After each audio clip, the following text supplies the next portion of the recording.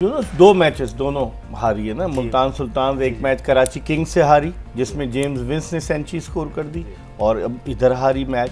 तो जिस तरह की कॉम्बिनेशन जो ये खुर्रम बात कर रहे हैं, आप समझते हैं कि इनको थोड़ी सी चेंजेस करनी पड़ेंगी? थोड़ी सी नहीं इकबाल भाई, बहुत सी चेंजेस करनी पड़ेंगी। देखें ये बड़ा आपके लिए एक क्वेश्चन मार्क है जब 235 रन आप करते हो और फिर उसके बाद आप हार जाते हो। उसके बाद आप एक डिसीजन करते हो एक ऐसी पिच पे जिस पे बहुत सारा मॉइस्चर मौजूद है, जिस पे हेल्प है बॉलर्स के लिए, और वहाँ पे आप टॉस जीतते हो और उसके बाद आप 202 रन करा देते हैं। बल्कि हम कल की बात करें, बल्कि आज ही तो हुआ है, सुबह ही तो काफ़ी लेट मैच खत्म हुआ है। आज हम फिर बैठे हैं अगली तारीख में डिस्कशन कर रहे हैं। तो देखें ये पॉइंट, ये की पॉइंट है। आप इसका मतलब है कि आपकी बॉलिंग में कहीं ना कहीं स्पिनर का रोल, जैसे अभी खुर्रम ने मेंशन किया है, तो ये रोल आपको देना है, क्योंकि अगर आपके पास स्पिनर्स नहीं होंगे और वो विकेट नहीं लेंगे तो आपको प्रॉब्लम होगी। 235 रन आपने करा दिए, उसके बाद 200 रन करवा दिया और टॉस जीत के। सही, ठीक है, उसमें आपके पास अगर मैं कहूँ तो स्पिनर्स मौजूद हैं, लेकिन उनकी वो परफॉर्म नहीं करे, तो कुछ ना कुछ आपको अलग से कुछ करना है। नहीं तो अगर आप 1 से 2 मैच और हारेंगे, ठीक है, अभी आपके 2 मैच हुए हैं, दोनों हारे हो, और पहला मैच वो बैड लक होगी कि वहाँ से नहीं उनको हारना चाहिए था, लेकिन 1 से 2 मैच और हारेंगे तो ये बैक टू बैक जिस तरह ये फाइनल खेलते हुए आ रहे 2-3 सालों में, तो ये फिर आपकी रैंकिंग 2021 में ये चैंपियन भी रहे हैं, और ये मुल्तान सुल्तान जो है 24 में भी चैंपियन रहे 2024, जबकि ये आई भी लेट है 21 में रहे। उन फ्रेंचाइज में से हैं जो कि आई भी लेट है और बैक टू बैक फाइनल्स काफ़ी दफ़ा खेले में, तो ये उनकी एज है। तो मेरे ख्याल से इनको ये करना पड़ेगा, इनको अपनी टीम की जो बॉलिंग अटैक है उसको अलाइन करना पड़ेगा, उसमें कुछ एक्स्ट्रा करना पड़ेगा, तभी इसको जो है ना वो। ये देखें जो अब तक के मैचेस हुए HBL PSL में,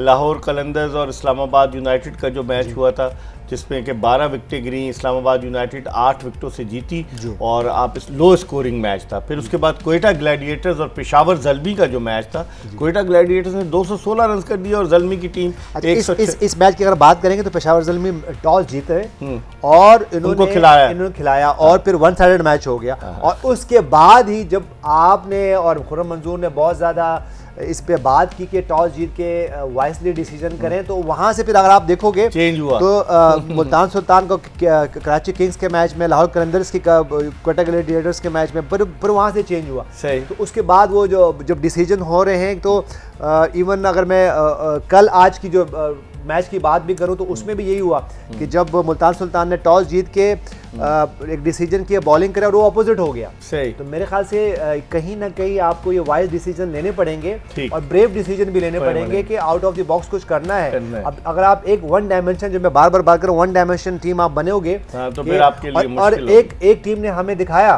वो है इस्लामाबाद यूनाइटेड। वो हमेशा पास में, वो जो हम बात करते थे ना, डेटा की बात करते थे कि डेटा ये कहता है कि ये टॉस जीतेंगे, ये बॉलिंग करेंगे और चेस करें। इन्होंने ऐसा नहीं किया। पहले मैच में किया जो कि अगेंस्ट लाहौर कलंदर्स था, और लेकिन उसके बाद उन्होंने वाइड डिसीजन करने शुरू कर दिए।